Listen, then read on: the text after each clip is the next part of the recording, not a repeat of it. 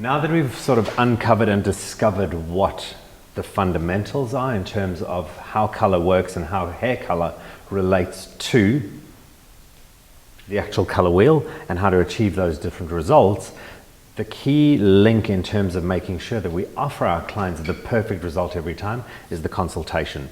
And this for us is probably the most important step in achieving the result that your client is looking for. And you remember in the previous module I spoke to you about doing the best color you've ever done, but it not being quite what the client was wanting? Yeah. That is not the ideal scenario that we want to be in. The ideal scenario we want to be in is understanding exactly what your client's wants and needs are and being able to achieve those wants and needs. And the best way of us to get to that point is by asking questions. Now, in the world of questions, you're going to find there are two very distinct questions that we can ask.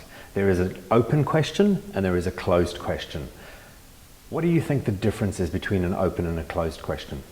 A closed question would be a yes or no answer. Brilliant. And the open-ended questions would be more so an extended answer.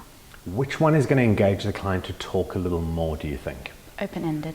Open-ended questions are really important for us in a consultation process because what that does for us is it gives the client the opportunity to tell us what their needs, wants and desires are. So if you just imagine asking a question, and are you happy to role play this with me? Sure. If I asked you the question, are you happy with your hair right now? Yes, I am happy with the way it looks. Great. Is that an open question or a closed question? That was an open question. Was it an open question? Could you answer it with a yes or a no? Yes, you could, both. Okay. Generally something like that is, are you happy? The only answer I'm going to get back is a yes or a no. I've then got to come up with another question. We ideally want to ask clients open-ended questions because it's going to encourage conversation. So if I asked you something more along the lines of, if I gave you a magic wand and you could do anything with your hair right now, tell me what it is you'd love to do. I'd love to make it curly. You'd love to make it curly? Yeah. Great. What else would you like to do? I'd like to lighten my hair, maybe more browns in my hair. Okay. And just not one base color. Perfect. Anything else you'd like to do? No, I think that's it. The key things that I'm looking for in those conversations are my 3 C's. My 3 C's that I will always look for in a consultation will relate to the key services that I can perform in a salon. And those key services are color, cut, and condition. Because for me, those are the only things I can address in salon land. You mentioned to me you'd love to make your hair a little more curly. Did you mention the cut? No. That is my responsibility now as a stylist to bring up that question. Did you mention condition? No, I didn't. Again, that becomes my responsibility. Did you address the world of color? Yes. What was your color desire? Lighter browns. You wanted to go lighter to browns. Now the key thing for us in terms of lighter browns, you have a visual in terms of what your lighter brown looks like. Do I have any idea what your lighter brown is? No, because it could be different. It is different for every single person out there. And the key one that I always use as an example is rose gold. What is rose gold? My rose gold may be very different to your rose gold. Your rose gold may be very different to my rose gold. So we need to make sure what those clients' wants, needs and desires are in terms of everything that it is that they're looking for. And the easiest way for us to do that is for your client to show you something that they visually assimilate what they would like that hair to look like. Does that make sense? Yes. You were going to say? Just as a reference? 100%. And when they bring those reference pictures to us, notice I mentioned the word pictures. If they bring you one picture, that picture locks you into that exact look that they want you to try and create. When you ask them to bring you 3 or more pictures, it gives you as a colorist and stylist a lot more opportunity to discover what range it is that they're looking to play with. And I can guarantee you, hand on heart, those 3 pictures will all be very different, but there'll be a common theme running through all of those. And that's where it encourages conversation for us. Once we've asked those real open questions for a client, if we hit one of these scenarios that the client hasn't addressed, and we'll use the example that you used, The cut. You never mentioned the cut to me. It is now my role and responsibility to ask you about your cut. And this is the perfect scenario for where I want a solid answer of, are you happy or not? And that's where it's key that I can use a closed question. So I'll ask you the question, are you 100% happy with your cut right now? No. Perfect. Tell me a little bit more about it. Can you see how that starts encouraging conversation? Yeah. Tell me a little bit more about your cut. What would you like to change in your hair right now with regards to your cut? I would like more layers in my hair and have more dimension, I guess. Brilliant. So we're going to remove a little bit of weight and put something in. I've now just, from a salon perspective, I've added onto my docket, I've now sold a haircut through to the guest sitting in the chair, purely based on the question that you didn't ask. The last thing that we're going to do is address the world of condition. Knowing in the back of my mind from those open questions that I asked you, your key desire was to go lighter. As a colorist, I understand that the process behind that is going to alter the condition of your hair. So this is the perfect opportunity for us to offer the client the solution to condition, and that is where retail kicks in. Retail is your insurance policy for you to maintain your client's hair at home. In salon, we have things like treatments, we have plexes, we've got Core Restore, which is our version of a plex that is phenomenal in terms of maintaining integrity in your client's hair during the coloring process.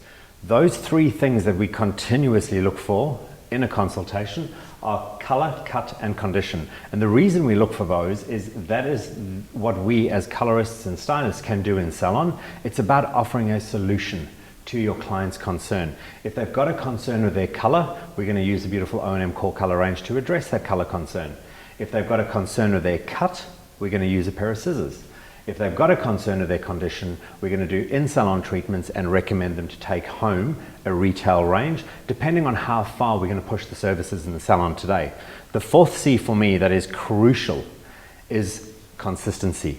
And what we want to do is we always want to make sure that we consistently ask those questions to the client based on the fact that things may change between visits. And what I mean by that is, imagine Ruth is one of your clients. Last week she came in, she had the most beautiful service, you did a color on her, you cut her hair, she took a whole bunch of retail products with you, and she's back in your chair in a week's time. Do you speak to her about retail? She purchased 4 products last week. As stylists, we become really nervous about doing things like that, but something may have changed in that last week or two with Ruth. If she says to you that she would love to have more volume in your hair, what has she given you? She's given you another concern. So by consistently going through and asking your clients each and every single time, you flip the consultation into being about your guest, not about you. You're making their primary needs and wants the most important thing in the salon, and it's all about them, it's not about you. So consistency is huge in terms of consultation. What happens if something is not achievable? If something is not achievable, that leads us straight into the next part of this conversation, and it's about the honest truth. Clients will sometimes not come forth with all of the information. You'll generally find that they do this because of 2 things. One, they can't remember what it is that they've done, and secondly, they may be a little embarrassed. If you have a look at it, on average, hair grows between 1 to 1.25 centimeters a month. In a year, you roughly are at the top of the ear, because that's probably about a year's worth of growth. So from the top of the head to the top of the ear, that's 1 year. Top of the ear to the jawline is roughly 2, and jawline to collarbone is roughly 3 years worth of service and growth. Your client is in the salon every 6 to 8 weeks. There are at least 7 color services in a year's worth of growth. So that honest truth that you're going to ask your client, if they don't come with all the answers that you can sort of suspect you see in the hair, that is where we have a fail-safe, and it's a thing called a strand test. Strand tests for us are super, super important because they will, in a very short period of time, uncover what history is in that hair. Remember those different growth levels? Clients will never come 100% clean because of 2 reasons. One, they've forgotten what they've done. They can't remember what they did 3, 6, 9 months ago in salon. Or secondly, going through what we as a world have gone through with coronavirus, clients have been taking matters into their own hands and they don't want to be 100% honest with regards to what they've done. We need to know what's in that hair, and that is where you need to find out what the honest truth is. You're looking for two things. What your client would like to achieve, is it realistic and is it achievable? If the answer to both of those is yes, proceed 100%. If you feel at any stage that the answer to one of those is no, if it is not realistic what they're looking for, or you don't feel as a colorist that that result is achievable, there is nothing wrong with saying no to the result. There are a lot of salons out there in the industry. There are plenty stylists out there that will try and do what their client is asking for at the risk of damaging the integrity in that client's hair. It is a really small industry, a really small environment, and people talk. And the best thing we can do is make sure that our clients' needs and wants and the integrity of their hair stays the best that it can be. You're using the most incredible range that has very, very soft formulations, all about condition and shine. It's clean, it's kind. There is no need for you to try and overpromise on a client's hair result that you don't feel is achievable. So sometimes saying no is better because it builds so much trust in that client with you as a colorist that you didn't feel comfortable to do that with them, because I promise you now they will go somewhere else and get that exact service done. What you thought would happen, guaranteed will happen. They will come back to you to get you to fix what you said would happen. And that moment is the most beautiful thing, because that establishment of trust that you've gained in that client by saying no is worth its weight in gold.